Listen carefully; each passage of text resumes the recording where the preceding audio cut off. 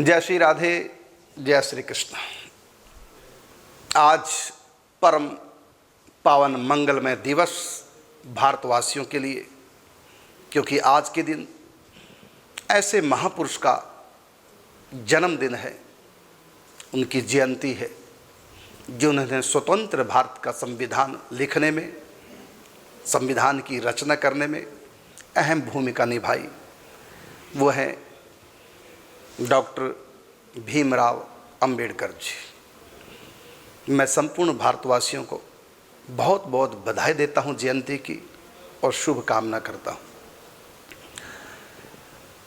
भारत सदा इन महापुरुष का ऋणी रहेगा। हम दो बातों को लेकर ही विशेषकर जानते हैं बाबा साहब को। एक तो ये कि स्वतंत्र भारत का संविधान की जब रचना हुई, यद्यपि अनेक थे उसमें, लेकिन मुख्य रूप से भूमिका निभाई है बाबा साहब ने, सब जानते हैं। और दूसरा, दलितों को जो समान अधिकार दिया गया वो सम्मान के साथ जिए। ये जो सम्मान दिया है दलितों को, इसके रूप में भी हम जानते हैं। लेकिन बाबा साहब के एक तीसरा और पहलू है, बहुत कम लोग जानते, वो है आप बहुत बड़े अर्थशास्त्री भी थे, बहुत बड़े अर्थशास्त्री। और केवल अर्थशास्त्री ही नहीं थे, बल्कि अर्थशास्त्र में भी आपका अपूर्व सहयोग रहा। तो आपने फर्श से उठ करके अर्श की बुलंदियों को छुआ अपनी मेहनत के बल पर। जाति के नाम से आपने स्टूडेंट लाइफ में बहुत कई प्रकार के अपमान भी सहे, लेकिन आप हार नहीं मानी, आप बढ़ते गए। उसके बाद अमेरिका में जाकर आपने विद्या अध्ययन की, अर्थशास्त्री पदवी को प्राप्त किया, और लंदन में जाकर के आपने मास्टर की डिग्री हासिल की, डॉक्टर की डिग्री हासिल की। ये हमारे भारत के लिए गौरव का विषय था। और उसके बाद आए जब आप, तो आपने समाज की कुछ कुरीतियां थी,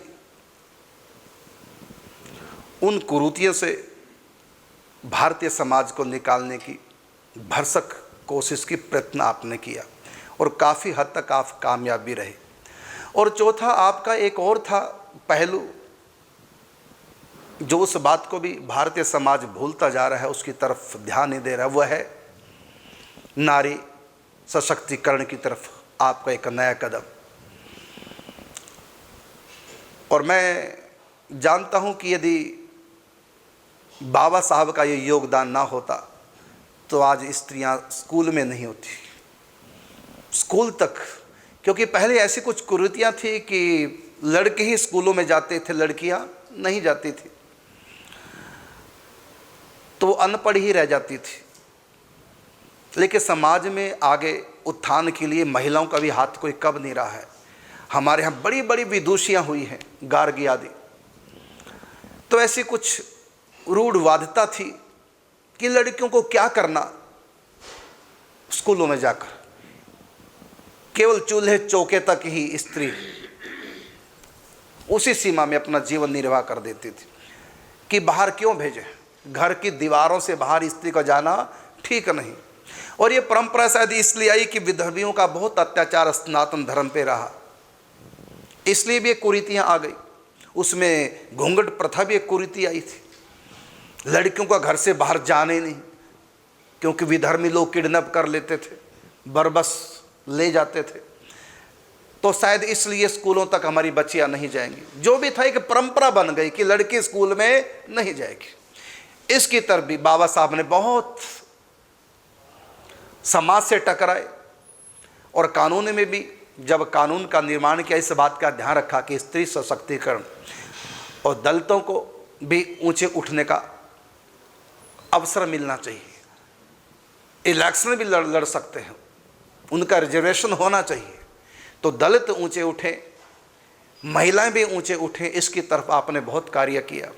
और भारत आर्थिक दृष्टि से संपन्न हो, उनकी नीतियाँ, उनके रूल रेगुलेशन, उसमें कुछ संशोधन और उसमें कुछ नई बातें ऐड की गई, तो बहुत सहयोग रहा भारत में। तो हम सब भारतीय डॉक्टर साहब का बहुत बहुत सदा के लिए ऋणी रहेगा। एक बार मैं फिर सब भक्तों को, जितने भी मेरे भारतीय हैं, सबको बहुत बहुत बधाई देता हूँ। श्री भीमराव अंबेडकर जयंती की बहुत बहुत शुभकामना करता हूँ। जय श्री राधे, जय श्री कृष्ण।